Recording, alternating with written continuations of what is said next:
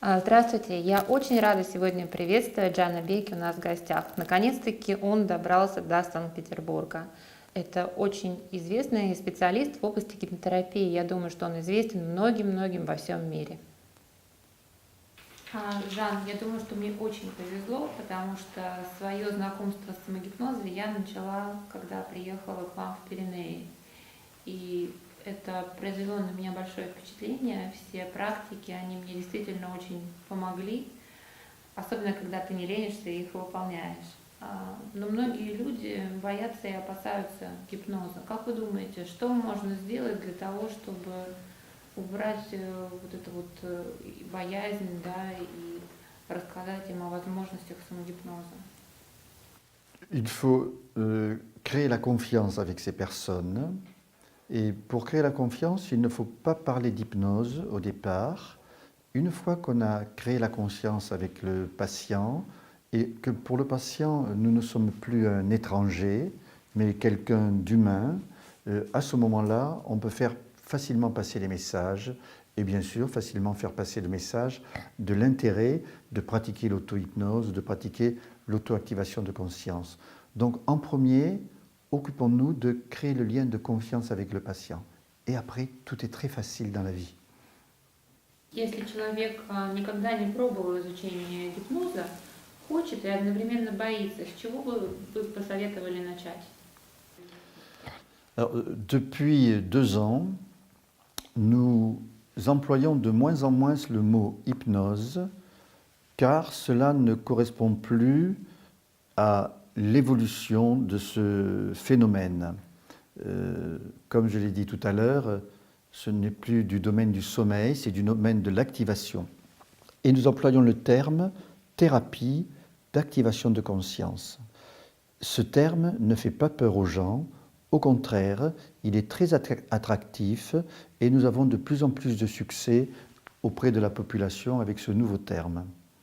Скажите, пожалуйста, какое последнее открытие в гипнозе очень удивило и поразило вас, было неожиданно? Ce qui m'étonne le plus, c'est que depuis 5 ans, les chercheurs en neurosciences qui s'intéressent à la conscience utilisent le modèle hypnotique pour faire progresser leurs connaissances. В России очень много телевизионных программ, новостей, где гипноз представлен с худшей стороны. И это очень много негативной информации. Получается, во Франции тоже, да, существует такая же проблема. Никто не говорит о хороших возможностях гипноза, но очень много историй, когда кто-то у кого-то что-то украл, обманул, и это всегда гипноз. Alors, en France, nous n'avons pas le problème de lien entre les crimes et l'hypnose, pas encore, mais nous avons une mauvaise image de l'hypnose, c'est l'hypnose de théâtre et l'hypnose de rue, comme je l'ai dit tout à l'heure, qui se développe de plus en plus et qui donne une mauvaise image de l'hypnose. Et nous avons des difficultés à faire passer des messages ou des reportages qui montrent que l'hypnose, elle est pratiquée de façon utile et importante dans les hôpitaux, par exemple. Во Франции есть ли уличный гипноз? En France, oui, hélas, il existe l'hypnose dans la rue.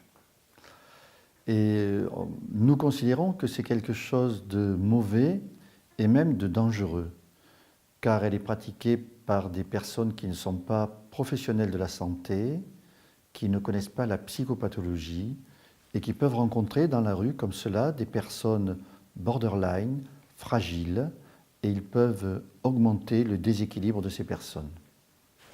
Je vais rajouter quelque chose.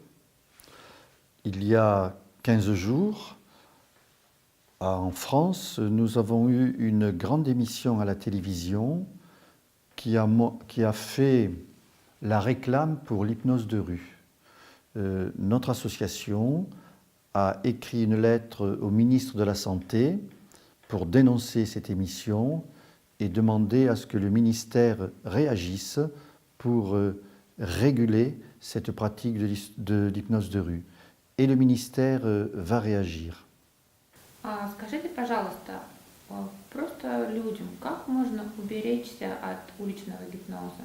Потому что многие люди опасаются, что они могут идти по улице, и кто-то там их обманет.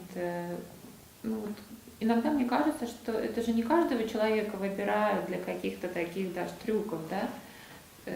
Кого быстрее выберут для эксперимента на уличном гипнозе, а кого обойдут стороной?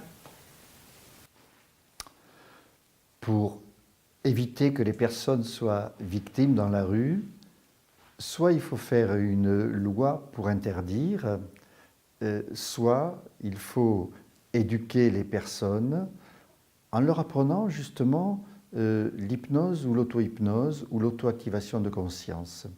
Lorsque on connaît le mécanisme de l'auto-activation de conscience, on ne peut plus être victime de l'hypnose de rue. Ну, это замечательно. Все равно получается в наших руках. И еще мне кажется, что когда я отвечаю на звонки, когда я набираю группы, да, по самогипнозу или гипнотерапии, многие начинают меня задавать разные вопросы, и также часто люди опасаются вот этих вот манипуляций. И я им говорю, что в принципе это все самогипноз. Весь гипноз – это самогипноз. Что вы думаете по этому поводу? Я не ошибаюсь, потому что для меня вот это так. L'hypnose ou l'activation de conscience, ce sont des techniques de manipulation. Mais étant donné que nous sommes des psychologues, des médecins, nous avons un diplôme et nous avons une éthique. Et nous avons le droit et même le devoir d'utiliser une technique de manipulation puissante pour soulager les patients. Lorsqu'on n'a pas des titres ou des diplômes, là on devient un manipulateur dangereux.